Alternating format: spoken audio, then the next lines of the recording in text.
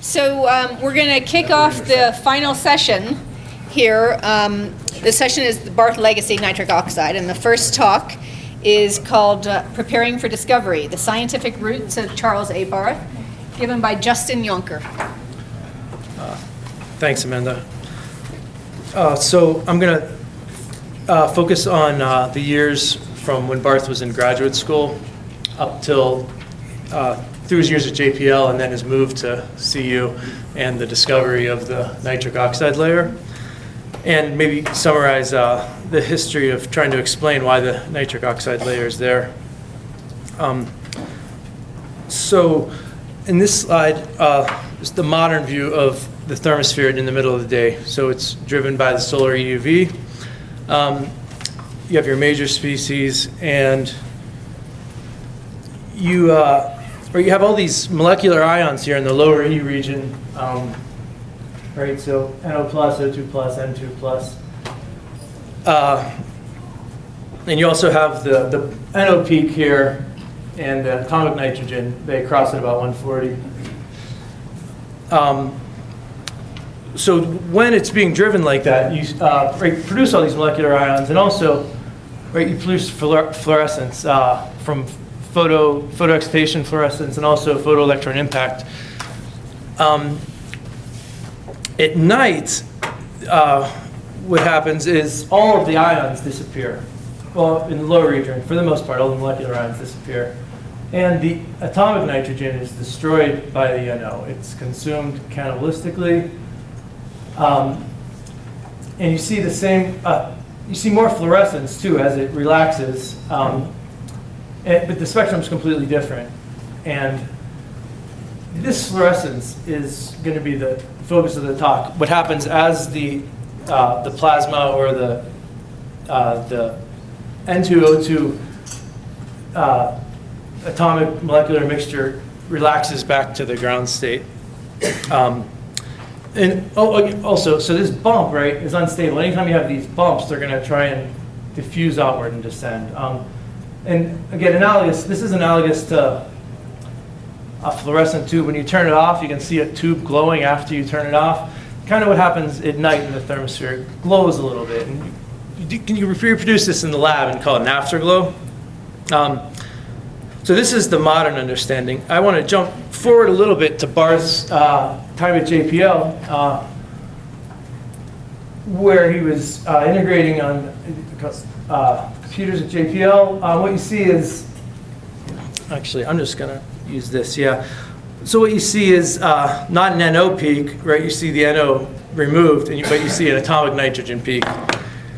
And the NO comes back below about 100 kilometers due to the, the reason that happens was actually not too clear at the time.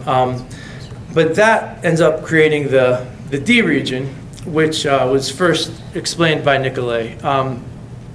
Right, at night you have Lyman alpha scattering off the geocorona that comes back to the Earth, ionizing the NO and creating the E region, D region. But how does the NO get it there in the first place? So this sequence of events, photolysis followed by diffusion down into the mesosphere, was the path Barth traced through his dissertation. The N plus O2 reaction he viewed as the major source of NO, and the N plus ozone reaction producing the excited molecular oxygen was a minor source, but it's what really grabbed his attention. When you look at his dissertation, right, his roots are in oxygen spectroscopy. He was well trained by his advisor Kaplan, and what he was looking at was afterglow spectra of oxygen and oxygen nitrogen mixtures. And in the top here is is a spectrum from Chamberlain, who identified this Hertzberg continuum emission in the night glow, and then in the bottom is Barth's reproduction of it in the lab. And this happens in the night everywhere, right? The night, as you turn off the sun, all the oxygen atoms recombine and you form this oxygen ultraviolet spectrum. He also saw the atomic oxygen green line in the lab in a pure oxygen discharge. But just to back up for a minute, talk about Joseph Kaplan, Barth's advisor, one of the, one of old American spectroscopy guard. He did his postdoc with Carl Compton, the brother of Arthur Compton at Princeton, and eventually went on to be president of MIT. His advisor did. And then Kaplan moved to UCLA, and where he discovered many things, working with pure nitrogen afterglows in discharge. He Vegard Kaplan bands, Goldstein Kaplan bands, and these Vegard Kaplan bands also produced the auroral green line. And then he was chairman of the U.S. Committee for the International Geophysical Year. So you have nitrogen atoms and oxygen atoms in this discharge, and they're going to recombine, forming nitric oxide in the ultraviolet spectrum.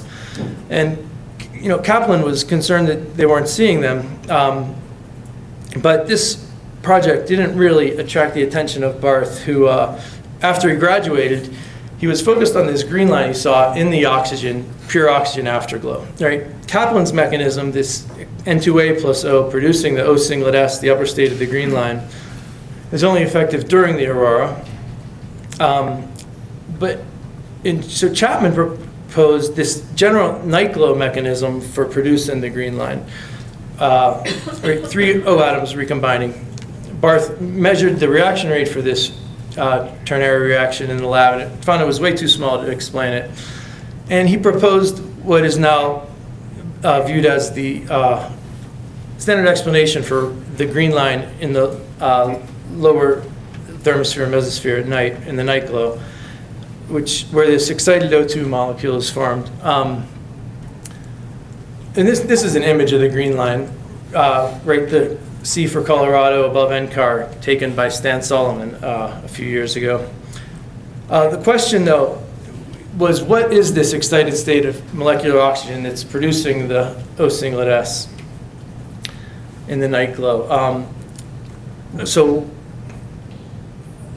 He did his postdoc at JPL, and I want to talk about the computers he was using. So this is 1961. He's this is pretty impressive computational work for 61. This is the O2 Schumann-Runge and emission. And so I talked to him about why he launched the rocket that discovered the NO layer. And he said he was looking for the O2 Schumann-Runges in emission. Now you can see the emission kind of peaks around 2000, 2150 here. Now these G factors, this is the G factor versus wavelength, and that relates the column emission to the density at each altitude. And this is, again, using early computers. This computer was there for the Vanguard mission. It was to track Vanguard to make sure it went into orbit, and he got some time on it, and also integrated the differential equations that he was previously just looking at for equilibrium conditions. Okay, so here's the G factor used. This is 65 after the rocket launch, and he calculated, this is the 1.0 G factor for the NO gammas, 7.7 e to the 6th. The modern value, 6.6 e to the 6th. So he's about 10% off, right? Good calculation. Good enough to explain it when he saw it. So here's the results of his NO gamma launch. And you see the progressions whose intensities are determined almost completely by just the molecular transition probabilities. And the sensitivity of the instrument, Ebert-Fasti, again, spectrometer, fortunately peaked right around the largest emission, the 1.0. So after seeing that, why is it there? This first sequence, maybe I don't want to go through this if I'm running out of time. Charge exchange of O2 plus with N2 was Nicolet's suggestion for why it was there. But the rate, we finally measured it in the past 10 years, far too small. It's been known it was too small, but good measurements finally have come in. Barth immediately proposed this vibrationally excited N2 reacting with ionized O2. Again, rate's too small, so bigger than the previous one, but then they're getting on the right track by talking about electronically excited states, Hunton and McElroy. Again, too small. Turns out, student of Barth, Norton, in 1970, they used the rate measured by Lynn and Kaufman, 10 to the minus 12, and that turns out to be why it happens, the electronically excited atomic nitrogen. And you can see at room temperature, the reaction's about 8 orders of magnitude faster.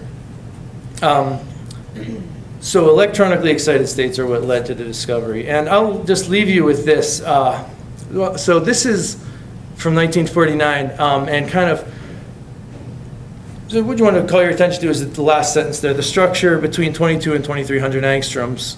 And they were measuring the solar spectrum, and they saw this Fraunhofer lines of NO at the 00 band head at 2264. So they saw it, right? Why didn't they discover it? They thought it was the exhaust from the rocket, and Tanaka and Jursa afterwards kind of confirmed that, saying, oh no, you're just seeing exhaust from the rocket, you're not really measuring it. So why did Barth discover it instead of Durand and Oberle? And maybe his confidence, he had a long heritage of spectroscopy, but also, that's pretty definitive evidence. So I'll just leave you with that. Thank you.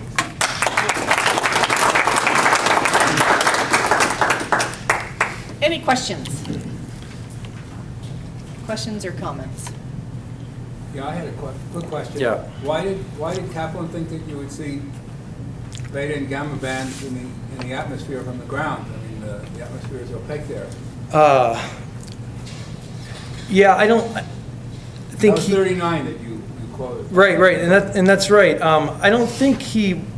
Sure. He knew, you weren't gonna. The O2 was gonna absorb it. I don't know. When was Schumann-Runge? When was it clear that the that O2 would take it out? I'm not sure the history on Schumann-Runge. It was known that the atmosphere was opaque below 3,000 angstroms for a long time. By then, yeah.